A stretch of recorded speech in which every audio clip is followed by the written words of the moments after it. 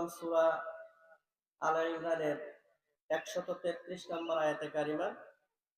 এই আয়াতে কারিমার মধ্যে আমার আপনার মালিক আল্লাহ রাব্বুল আলামিন বান্দাদেরকে দুইটা দিকে দৌড়াইতে বলছেন। কয়টা দিক? জোরে কথা বলতে হবে। কয়টা দিক? দুইটা দিক। আমার আল্লাহ তাআলা এই আয়াতের মধ্যে বলেন যে দুইটা দিকে দৌড়ানোর জন্য আমার আপনার মালিক আল্লাহ রাব্বুল আলামিন এই আয়াতের মধ্যে নির্দেশ দিলেন। কিন্তু আমি আপনি এই দুইটা ছেড়ে সব জায়গা দৌড়াই। কথা বলেন ঠিক কিনা? এখনো হয়তো বুঝেন নাই, একটু পরে কথা বললেই বুঝবেন। ঠিক আছে?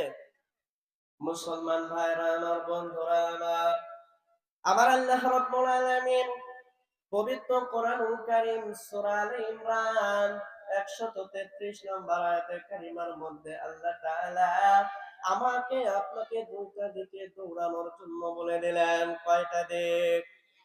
আরো জোরে বলেন, কয়টা দিক? আমার আল্লাহ তাআলা পবিত্র কোরআনুল কারীম সূরা আলে ইমরান 133 নম্বর আয়াতে কারিমার মধ্যে বলেন وسارعوا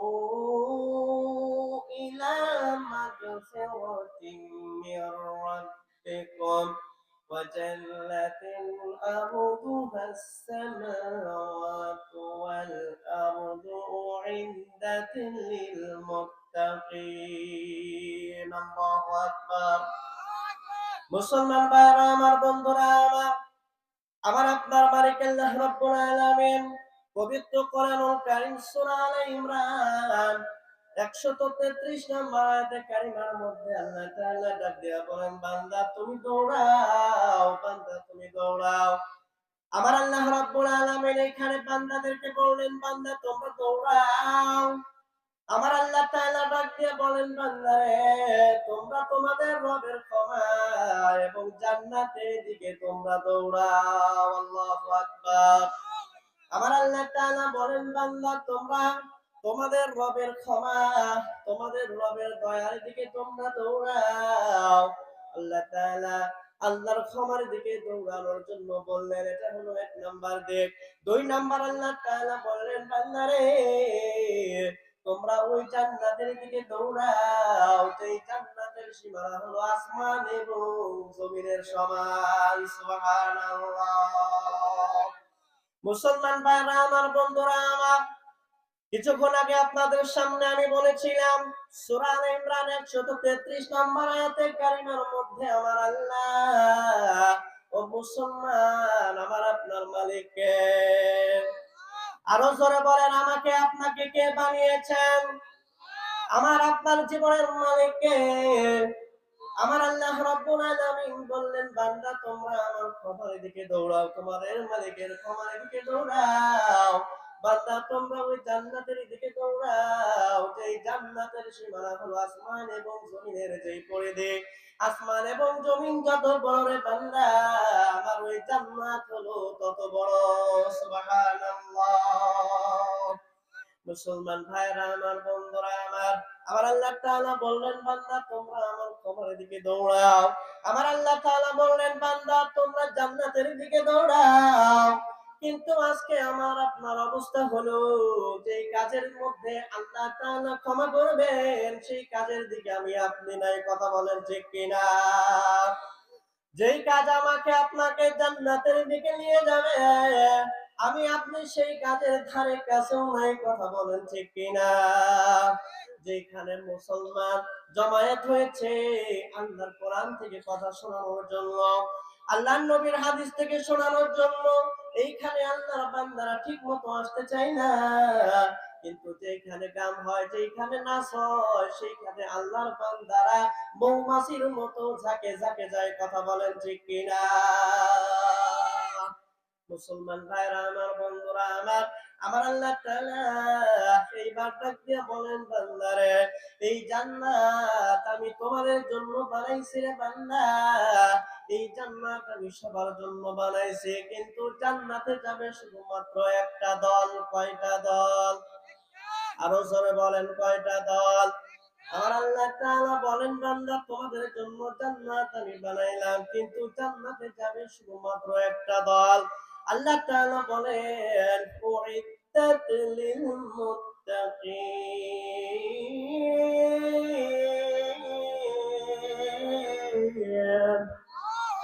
মুসলমান ভাইরা আমার, বন্ধুরা আমার, আল্লাহ রাব্বুল আলামিন ওই জান্নাত সম্পর্কে ডাক দিয়ে বলেন, বান্দারে আমি এই জান্নাতটাকে বানাইছি আমার মুত্তাকি বান্দা যারা, ওই মুত্তাকি বান্দাদের জন্য আমি আল্লাহ ওই জান্নাতটাকে বানাইছি। বলেন সুবহানাল্লাহ। মুসলমান ভাইরা আমার, বন্ধুরা আমার, তাহলে আমার আল্লাহ জান্নাতটা বানাইছেন মুত্তাকিদের জন্য। তাহলে মুসলমান এইবার বলেন, আমাকে আপনাকে মুত্তাকি হওয়া দরকার আছে না নাই? আরো জোরে বলেন, আমাকে আপনাকে মুত্তাকি হওয়া দরকার আছে না নাই? মুসলমান ভাইরা আমার, বন্ধুরা আমার, এবার আমার আপনার প্রশ্ন হলো, কি কারণে আমি আপনি মুত্তাকি হব? কোন কারণে আমরা মুত্তাকি হব? কি কারণে আমাদের তাকওয়া অবলম্বন করতে হবে? কোন কারণে আমাদেরকে আল্লাহর ভয় করতে হবে? তার কারণ হলো, আমার আল্লাহ রাব্বুল আলামিন পবিত্র কোরআনুল কারীম সূরা মারইয়াম 63 নম্বর আয়াতের মধ্যে বলেন, তিলকাল জান্নাতুল্লাতী নুরিসু মিন ইবাদিনা মান কানা তাকিয়া। আল্লাহু আকবার।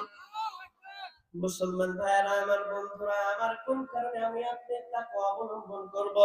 কোন কারণে আমি আপনি মুত্তাকি হব? কোন কারণে আমি আপনি আমার আপনার মালিক আল্লাহকে ভয় করব? আল্লাহ রাব্বুল আলামিন বলেন, বান্দারে তোমরা এই কারণে মুত্তাকি হবে, আমি আল্লাহকে তোমরা ভয় করবে। তার কারণ হলো, ওই যে জান্নাতের কথা আমি তোমাদেরকে শুনাইলাম রে বান্দা, আমি ওই জান্নাতটাকে বানাইছি, ওই জান্নাতের উত্তরাধিকারী আমি তাদেরকে বানাইবো যারা মুত্তাকি। আল্লাহু আকবার। তাহলে মুসলমান ভাইরা আমার, বন্ধুরা আমার, এইবার দেখেন আয়াত থেকেও বোঝা গেল জান্নাতে যাবে তারা মুত্তাকি হবে যারা। কথা বলেন ঠিক কিনা? যারা আল্লাহকে ভয় করবে তারা জান্নাতে যাবে। কথা বলেন ঠিক কিনা? কারণ মুসলমান ভাইরা আমার, বন্ধুরা আমার, যখন আল্লাহর কোন বান্দা মুত্তাকি হয়ে যাবে, যখন আল্লাহর কোন বান্দা আল্লাহকে ভয় করবে, সেই সময় আল্লাহর কোন বান্দা নামাজ ছাড়তে পারবে না। যখন বান্দা মুত্তাকি হয়ে যাবে, আল্লাহকে ভয় করবে, বান্দা তখন নাচ গানের অনুষ্ঠানে যাইতে পারবে না। কথা বলেন ঠিক কিনা? বান্দা যখন মুত্তাকি হয়ে যাবে, বান্দা তখন বাবার সাথে খারাপ ব্যবহার করতে পারবে না।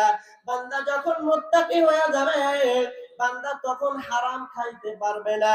বান্দা যখন মুত্তাকি হয়ে যাবে, বান্দা তখন সুদ খাইতে পারবে না। বান্দা যখন মুত্তাকি হয়ে যাবে, বান্দা তখন ঘুষ খাইতে পারবে না। বান্দা যখন মুত্তাকি হইয়া যাবে, তখন বান্দা অন্যায় ভাবে কারোর সম্পদ সে কেড়ে নিতে পারবে না। কথা বলেন ঠিক কিনা? মুসলমান ভাইরা আমার, বন্ধুরা আমার, তাহলে দেখেন বান্দা যখন সুদ ছেড়ে দিল, বান্দা যখন নামাজ ঠিক মতো আদায় করলো, বান্দা যখন ঘুষ খাইলো না, বান্দা যখন সুদ খাইলো না, বান্দা যখন কারোর সম্পদ জোর করে নিল না, তখন বান্দার আমলনামায় কিন্তু পাপ উঠবে না। কথা বলেন ঠিক কিনা? কিন্তু এই দুনিয়াতে যে সমস্ত মানুষেরা আল্লাহকে ভয় করে না, ওই সমস্ত মানুষেরা সুদ খায়, যে সমস্ত মানুষেরা আমার আল্লাহকে ভয় করে না, ওই সমস্ত মানুষেরা অন্যায় ভাবে অন্যের সম্পদ কেড়ে নেয়। কথা বলেন ঠিক কিনা? এবার বলেন, এই প্রত্যেকটা কাজ হারাম এবং অন্যায়। কথা বলেন ঠিক কিনা? এই যে কতগুলো পাপের কথা আমি বললাম, এর একটা পাপও কোরআন এবং হাদিস করতে বলে? একটা পাপ, একটা কাজও কোরআন এবং হাদিসে করার জন্য কোনো অনুমোদন নাই।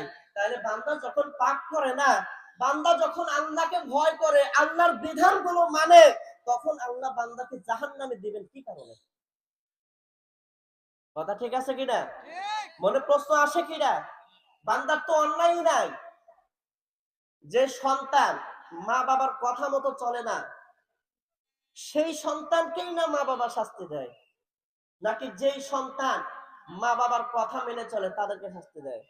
তাদেরকে শাস্তি দেয়? দেয় না।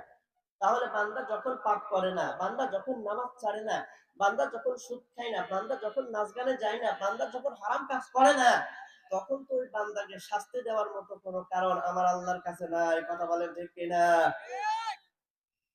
মুসলমান ভাইরা আমার, বন্ধুরা আমার, আমার আল্লাহ রাব্বুল আলামিন পবিত্র কোরআন ও কারীম সূরা আলে ইমরান 198 নম্বর আয়াতের মধ্যে বলেন, লাকিনাল্লাযীনা ইত্তাকাউ রাব্বাহুম লাহুম জান্নাতুন তাজরি মিন তাহতিহাল আনহার خالدين فيها نزلا من عند الله وما عند الله خير للأبرار